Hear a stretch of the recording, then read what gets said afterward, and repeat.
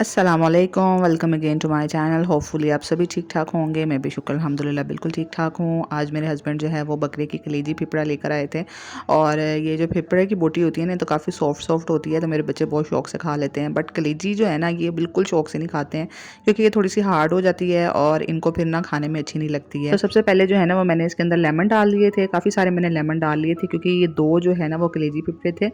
और साथ में मैंने इसके अंदर ना दही डाल के इसको मैरिनेट करके रख दिया था। तकरीबन जितनी देर मैंने अपनी हांडी का मसाला भुना था वैसे आप इसको आधा घंटा मैरिनेट करके रख सकते हैं। तो यहाँ मैंने कढ़ाई के अंदर ऑयल डाल लिया था, साथ में मैंने लहसुन अदरक जो है ना वो कट्ठा ही पीस लिया था। मेरा लहसुन अदरक का पेस्ट जो है ना वो खत्म हुआ है। आजकल इतनी ज़्यादा परेशानी होती है ना मुझे, मैं एक दफ़ा बना के रख लूँ ना तो मुझे काफ़ी सुकून हो जाता है, लेकिन आजकल ना मैं साथ साथ ही जो है वो पीस के डाल रही हूँ। बस लहसुन अदरक के पेस्ट को ना थोड़ा सा भूनने के बाद साथ ही इसके अंदर मैंने 2 छोटे चम्मच जीरे के डाल दिए थे और हल्का सा भूनने के बाद ना मैंने इसके अंदर जो मैरिनेट करके रखा हुआ था कलेजी पिपरा वो सारा मैंने डाल दिया था। अच्छा, थोड़ी देर पहले ना मेरे हस्बैंड कंफ्यूज हो रहे थे, कह रहे थे कि ना ये 2 बकरे के कलेजी पिपरे हैं तो ये ज़्यादा ना हो जाएँ, तो मैंने सोचा कि ना चले पका लेती हूँ और कल मुझे कुकिंग नहीं करनी पड़ेगी।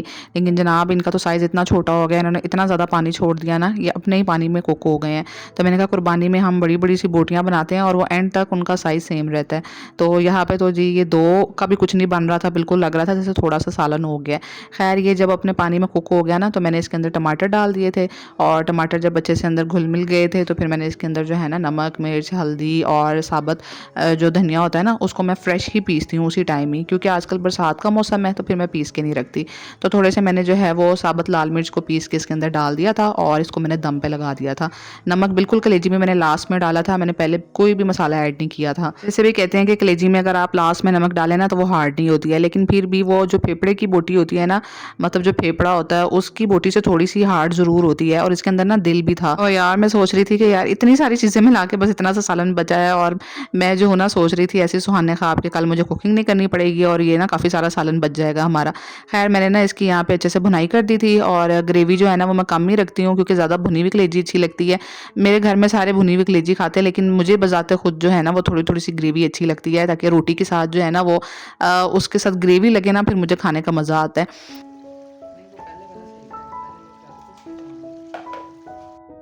लास्ट में ना थोड़ा-सा मैंने नमक चख के ऐड कर दिया था, वो थोड़ा-सा कम था इसके अंदर और फिर बस मैंने हरा धनिया काट के और थोड़ी-सी बारीक हरी मिर्चें काट के ना इसकी गार्निशिंग कर दी थी। तो इस तरह ना बड़ी मज़े की कलेजी बनती है क्योंकि उसके अंदर दही भी आ जाते हैं, टमाटर भी आ जाते हैं, लेमन भी, तो हल्का-हल्का सा खट्टापन होता है और मज़ेदार सी इसकी जो मसाला और ग्रेवी होती है ना बड़ी मज़े की बन के रेडी होती है। तो ये है नेक्स्ट डे का व्लॉग और बच्चे सेकंड डे था उनका स्कूल जाने का। तो आजकल ना मैं 2 दिनों के मिक्स व्लॉग बना रही हूँ ताकि मेरा ना कोई दिन रह ना जाए व्लॉग डालने वाला, ताकि आप लोगों की कोई कंप्लेन ना आए कि अभी आप व्लॉग नहीं डाल रही हैं। तो बस इसलिए ना मैं जो भी मेरे से रिकॉर्डिंग होती है ना मैं फिर 2 दिन का इकट्ठा करके भी डाल देती हूँ। तो यहाँ पे बच्चे जब सुबह स्कूल गए ना उस टाइम पे भी हल्की-हल्की बारिश हो रही थी। अभी आप लोगों को नज़र तो नहीं आ रही होगी लेकिन बहुत तेज़ इस टाइम पे फुहार पड़ रही थी बारिश की ना। और रोज़ मेरे ज़हन में आ रहा होता है कि आज हमारी ना हेल्पर चाहे छुट्टी कर जाए क्योंकि कितने दिनों से जो है वो मौसम ऐसे ही बना हुआ है क्योंकि धूप तो निकल ही नहीं रही है। सुबह भी बारिश, शाम भी बारिश, रात को बारिश और तेज़ हो जाती है क्योंकि हमारी विंडोज़ खुली होती हैं। मौसम इस कदर चेंज हो चुका है ना आजकल के, विंडोज़ खोल के सोते हैं, पंखे के नीचे भी सबने चादरें ली होती हैं, तो काफ़ी ठंडा-ठंडा सा माहौल हुआ है। और शुक्र है आजकल हेल्पर जो है ना वो छुट्टी नहीं कर रही है तो आ जाती है ये। और ना इसने बाहर से जो है मुझे कह रही थी बाजी मैं क्या करूँ, तो मैंने कहा ऐसा करो कि ना हल्का-फुल्का सा खड़े होके मतलब पाइप से पानी मार दो, पत्ते-वत्ते आगे चले जाएँगे और फिर वाइपर लगा देना। तो बस हेल्पर ने ना यहाँ पे वाइपर-शाइपर लगाया और इतने में मेरे हस्बैंड आ गए थे। आजकल वो रात की जॉब पे जा रहे हैं, नाइट शिफ्ट चल रही है उनकी, तो सुबह के टाइम वो घर पे होते हैं। तो यहाँ पे जब वो घर आए हैं ना तो बस फिर मैंने फटाफट से उनके लिए नाश्ता बनाया और मैं खुद भी उनका वेट कर रही थी कि ना वो आएँगे तो फिर मैं उनके साथ नाश्ता करूँगी।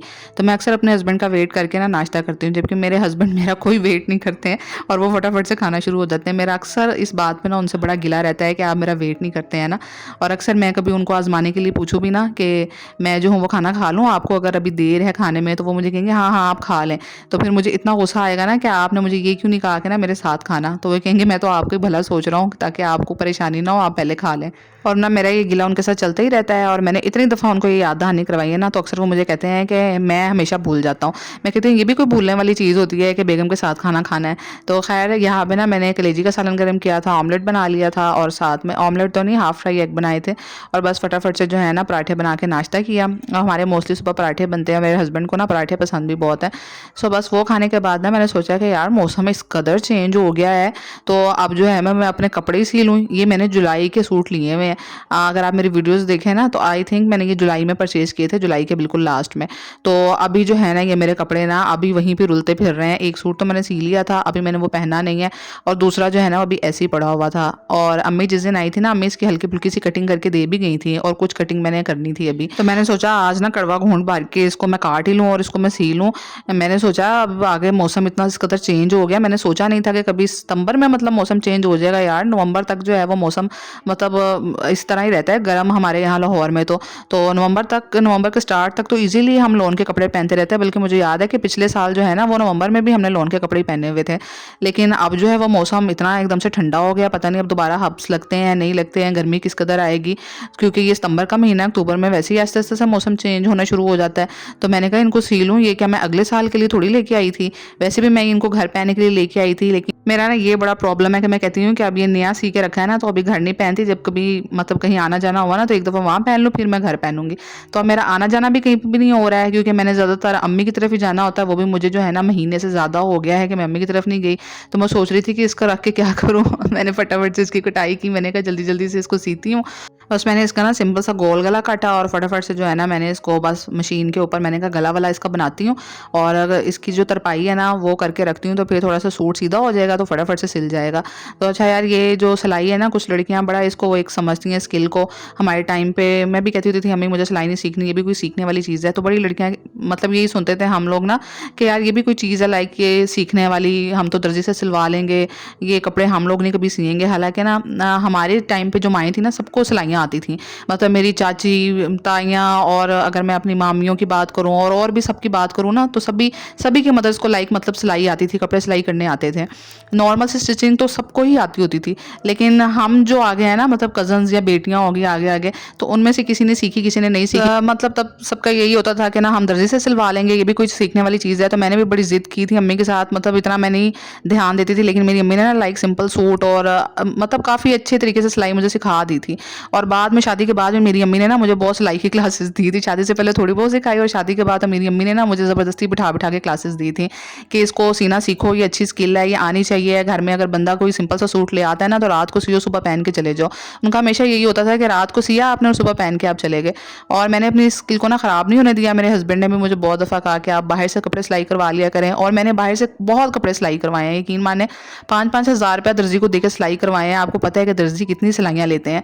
लेकिन फिर भी मैंने ना अपनी स्किल को मतलब पॉलिश करती रही मैं, और यूट्यूब आ गया। यूट्यूब इतना बड़ा टीचर है ना यार, मैं यूट्यूब से हादिया हो रही है कि इतने ज़बरदस्त किस्म के डिज़ाइंस देख के लगाए हुए हैं ना कि सारे मुझे पूछते थे कि ये आपने खुद सी हैं। तो मैंने जब उनको बताना ना कि जी मैंने खुद सी हैं, तो उन्होंने मुझे कहना हाँ दर्जनें तो इतनी मेहनत नहीं करती हैं, तो आप खुद सीने वाली है ना इसलिए आपने इतनी मेहनत की हुई है। फिर मेरा दिल इतना ज़्यादा खुश हो जाता था ना कि यार वाकई सिलाई सीखने का फ़ायदा तो है, जो खुद सेटिस्फेक्शन मिलती है ना, मतलब एक सूट सी के डिज़ाइन लगा के उसका लेवल ही अलग है। तो स्किल कोई भी छोटी नहीं होती है। अक्सर हम जो है ना लड़कियां घर की चीज़ों को, घर की किसी भी स्किल को, घरदारी को बहुत आम सा समझती हैं कि ये भी कोई करने वाली चीज़ है। लेकिन स्किल तो स्किल होती है, चाहे फिर वो कोई भी हो। अगर वो आपको आती हो ना तो यकीन करें आपके हाथ में हुनर होना तो आपको खुद अपनी ज़ात को बहुत फ़ायदा होता है। खैर सूट जो है ना वो मेरा हाफ तो थोड़ा सा डन हो गया था, तो इंशाल्लाह नेक्स्ट व्लॉग में आपको मतलब शो करूंगी जब पूरी शर्ट मेरी सिल जाएगी। आज तो ना लिटरली मैं थक गई थी इतने काम करके। तो यहीं पे आज की वीडियो को ख़त्म करती हूँ। अच्छा सा कमेंट करना। अल्लाह हाफिज़।